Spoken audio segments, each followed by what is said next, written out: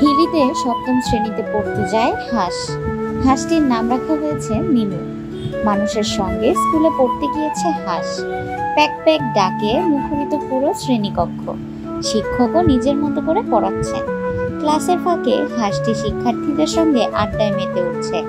পড়া শেষে আবার হাঁসটি হেঁটেই ফিরে যাচ্ছে বাসায়। হাঁসও যেন সপ্তম শ্রেণীতে পড়ছে। প্রথম দেখায় এমনটাই মনে হতে পারে, তবে গল্পটা একটু ভিন্ন। হাঁসটি নিজে পড়তে যায়নি, পড়তে গিয়েছে তার বন্ধু সপ্তম শ্রেণীর শিক্ষার্থী SM ইফতি রিফাত। তার সঙ্গে হাঁসটির দুর্দান্ত বন্ধুত্ব। প্রতিদিন হয় কথোপকথন। রিফাত যেখানে যাচ্ছে হাঁসটিও তার সঙ্গে সঙ্গেই হেঁটে চলছে। হাঁসটির নাম রাখা হয়েছে মিমো। হাঁসটাকে প্রথমে বাজারে যায়, তো বাজারে যাওয়ার পর হাটে অনেকগুলো হাঁস ছিল। হাঁসের মধ্যে মা ছাড়া হাঁস ছিল, তো আমি ওখান থেকে একটা হাঁস নিয়ে আসি। তো প্রথম দিন ওকে খাঁচার মধ্যে রাখি, তারপর থেকে আস্তে আস্তে ছাড়ে দিয়ে পালি। তো আমার সাথে থাকতে থাকতে আমার সাথে ওর সম্পর্কটা ভালো হয়। ওই আমায় ছাড়া খাওয়া দাওয়া করে না, মানে আমি যেখানে যাই আমার সাথে সাথে যায়, চলাফেরা করে। যখন আমি স্কুলে আসি ওই আমার সাথে সাথে স্কুলে আসে। তো আসে যখন আমি বোর্ডের দিকে তাকিয়ে থাকি, ওই আমার সাথে সাথে বোর্ডের দিকে তাকিয়ে থাকে। তো ওর আর আমার সম্পর্কটা অনেক ভালো। যেমন ওই আমায় ছাড়া খাতেই চায় না, আর বাইরে যখন আসি তখন আমি যদি ওকে ছাড়া আসি তাহলে ওই চিল্লায় আমার না থাকে। ওই দিন কবুতর নেওয়ার জন্য গেছিলাম, তো কবুতর নেওয়ার ইয়েতে যাই দেখি অনেকগুলো হাঁস মা ছাড়া ছিল। একটা হাঁস নিয়ে আসি।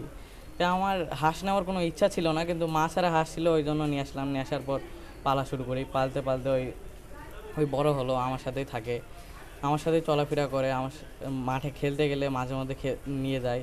যখন আমার বন্ধুর বাসায় যায় আমার সাথেই যায়। আমি যেখানে যেখানে যাই। প্রায় 2 মাস আগে দিনাজপুরের হিলি বাজারে কবুতর কিনতে গিয়ে মা ছাড়া হাঁসের বাচ্চাটিকে দেখে হাঁসটি কিনে আনেন রিফাত। ছোট বাচ্চাটি লালন পালন করতে থাকে সে। ধীরে ধীরে বড় হয়ে ওঠে হাঁসটি।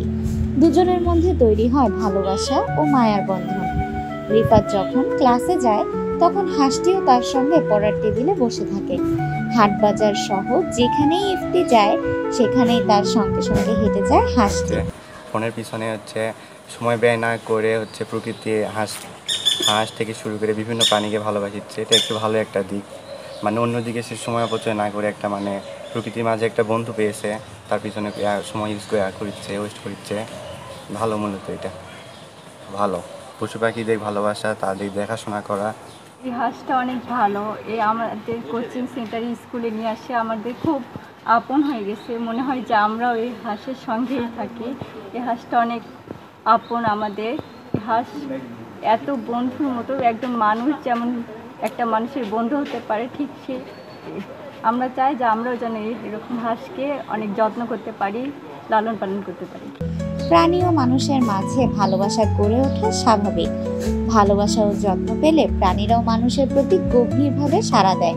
বাংলা হিলি ডিমল্যান্ড স্কুলের প্রধান শিক্ষকের দায়িত্বে রয়েছি। আমাদের এই বাংলা হিলি ডিমল্যান্ড স্কুলের সপ্তম শ্রেণীর শিক্ষার্থী SM ইফতি। এই ইফতি নামে যে শিক্ষার্থী রয়েছে সে গেল 2 মাস আগে একটি হাঁসের বাচ্চা আর কি বাজার থেকে কিনে আনে এবং সেটি কিনে লালন পালন শুরু করে। এবং এই লালন পালনের এক পর্যায়ে ইফতির সঙ্গে হাঁসটির একটা সুসম্পর্ক গড়ে উঠেছে। এবং যেটি আমরা দেখেছি যে সকাল বেলা ঘুম থেকে যখন ইফতি ওঠে তারপর থেকেই ইফতির যে চলাফেরা, তার গতিবিধি এর মতনই আর কি হাঁসটি চলাফেরা হয়ে থাকে। সে সকালবেলা খাওয়া দাওয়া শুরু করে ইফতির সঙ্গে স্কুলে আসা, স্কুলে ক্লাস করা থেকে শুরু করে আসলে সব কিছুতেই ইফতির সঙ্গে সে চলাচল করে। আসলে এই যারা শিক্ষার্থী রয়েছে, মোবাইল ইন্টারনেটের আসক্ত যারা রয়েছে, তারা আসলে সেই আসক্তিগুলো থেকে বের হয়ে এসে এরকম প্রাণী এবং প্রকৃতির প্রেমে যদি আসক্ত হয়, সেক্ষেত্রে আমাদের সুস্থ সামাজিক একটা সুস্থ সমাজ ব্যবস্থা গড়ে উঠবে। এটি তাদের পোষ মানাতে পারলে সম্পর্ক তৈরি হয় গভীরভাবে, এমনটাই জানান হাকিমপুর উপজেলার veterinary surgeon doctor Muntasir Mamun. ভালোবাসা থাকলে